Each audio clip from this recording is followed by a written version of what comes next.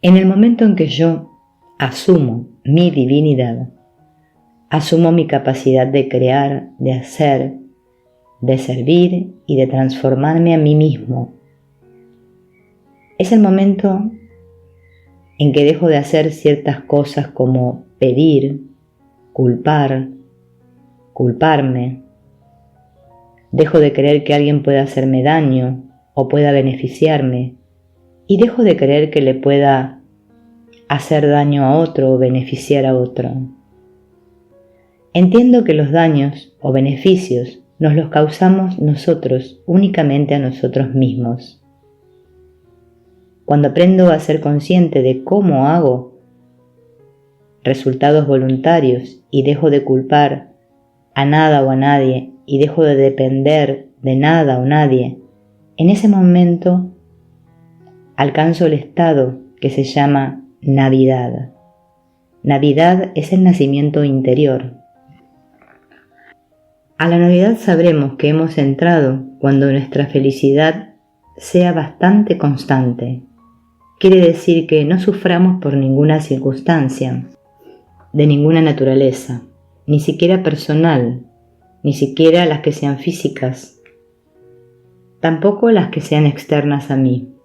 Simplemente comprendo que las circunstancias son solo experiencias necesarias, valiosas, dentro del proceso del desarrollo de la conciencia. Por lo tanto, ¿por qué voy a sufrir ante algo hermoso y valioso? Solo cuando lo veo como algo malo puedo sufrir. Este es el primer síntoma de nacimiento, de Navidad. El segundo síntoma es la renuncia total y definitiva a cualquier forma de lucha, porque las formas de lucha están sustentadas de una no aceptación de la realidad que yo quiero modificar o cambiar. La sabiduría no lucha. Aprovecha toda circunstancia, toda experiencia para aprender lo que le falta. Cuando adquiero la capacidad del servicio incondicional, donde amo sin condiciones o sin restricciones, sin ponerle límites al amor, comprendo que el amor es universal y que lo que son específicos son los acuerdos.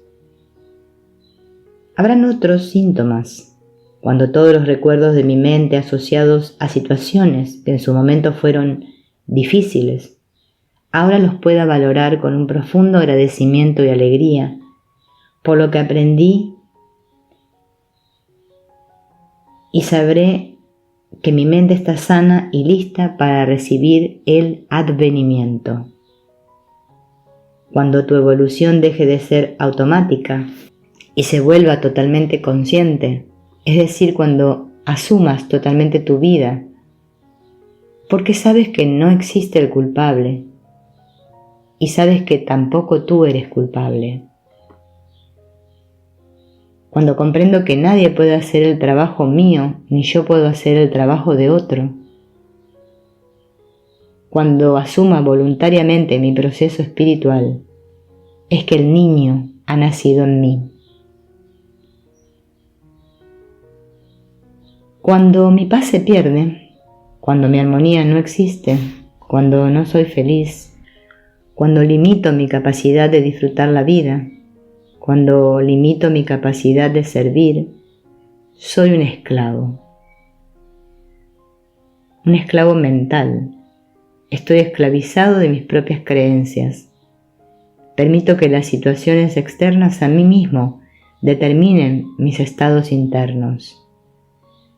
El estado de esclavitud es un estado de sufrimiento interior que lleva a la persona a un punto de saturación. El primer proceso de lucha contra el ego es el control voluntario de la expresión alterada del interior. La tengo, pero debo controlarla y decir una frase de amor para acabar con el ego, aunque la efervescencia está en el interior. Esta desaparece con el trabajo constante, Al final no sentiré nada, se acabará la efervescencia, no habrá ninguna lucha, no habrá necesidad de controlarme y aparecerá una frase de amor en nuestra mente.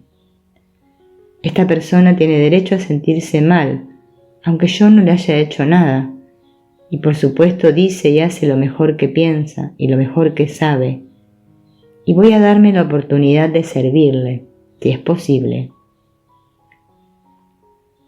La lucha cesa cuando viene la aceptación de la realidad. Así se renuncia al sufrimiento. Así nos ponemos en la obediencia de la ley. Y viene la muerte del ego, porque el ego sin sufrimiento no puede vivir, porque es la energía del sufrimiento la que mantiene el ego. Y en ese momento entramos al reino de paz. Cuando reconocemos la existencia de la ley y tomamos la decisión de obedecerla, muere el ego. El ego es indispensable mientras no reconozca la existencia ni tome la decisión de obedecer la ley, porque el ego no ha terminado de cumplir su función. Claro, quizá pensamos que podemos liberarnos del ego con la muerte física, pero nos liberamos temporalmente. Liberarnos sin morir es una liberación permanente, que se alcanza cuando se ha limpiado totalmente el campo mental. Ya no se necesita más del ego, no por aislamiento, sino por experiencias. Significa que no se evaden las experiencias, sino que se trabaja hasta que la paz, felicidad y armonía sean invulnerables ante los eventos. Recordemos que solamente existe el error, no el culpable.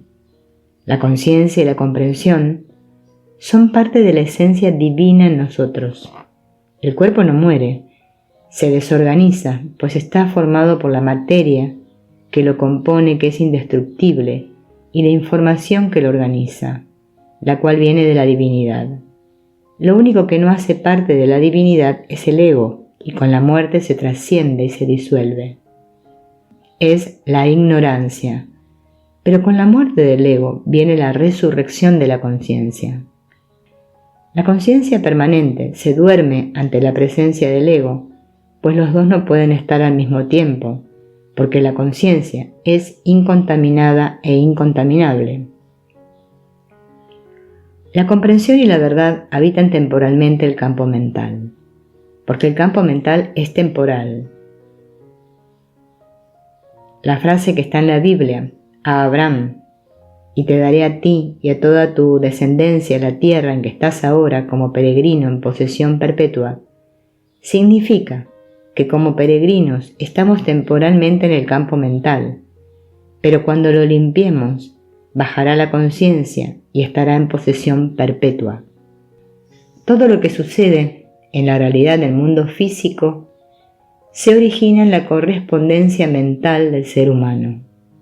Toda experiencia que tenemos en el mundo físico, sea de relaciones, de salud, de economía, de adaptación, se origina en el mundo mental interior, como una necesidad de verificar externamente lo que pasa en nuestro interior y también como una necesidad de corregir el rumbo.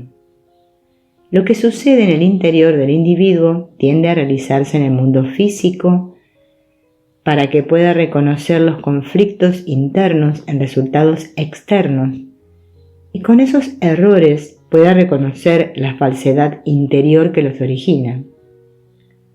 Lo físico es la verificación en un resultado real, medible, de lo que sucede en el interior del individuo. Por eso los resultados externos hablan de los estados espirituales y de los estados mentales de las personas. Las herramientas a utilizar para tener la mente constantemente llena de paz y alegría es la voluntad para dirigir los pensamientos, para pensar siempre algo que traiga paz y alegría a tu mente. No acepten en las mentes ningún pensamiento que no traiga paz y armonía. La alquimia es la transmutación interior, mental, para cambiar el exterior. La base de la alquimia es pensamiento voluntario, dirigido, porque si no es voluntario saltará de un lado para otro y tendrá muy poco efecto.